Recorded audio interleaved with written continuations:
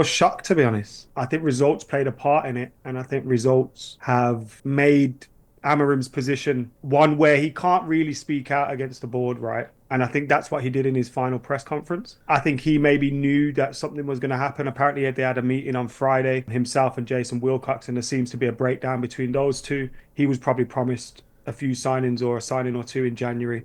That's not come out.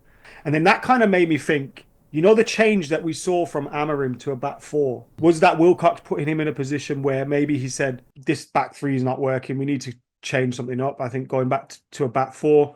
And then in that conversation, it's been, well, I'll go to a back four. And if I can get a Semenyo type signing, which would help me out. That signing hasn't happened. He's gone, fuck this. I'm going back to my back three, which we saw in the next game, didn't we? All of these things that I'm saying don't reflect well on INEOS. It seems like this was a reaction to them kind of breaking the relationship between them and Amorim.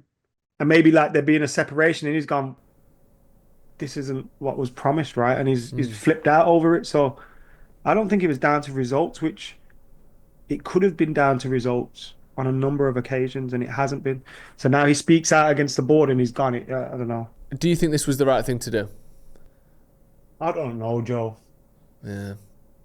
I don't know.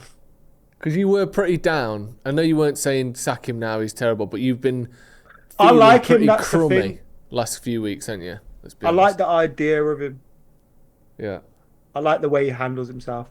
I think I'd like to go for a beer with him. But most of the things I liked about him weren't based on what I saw on the pitch. If we didn't have the backdrop of the potential Wilcox thing, it still kind of makes sense.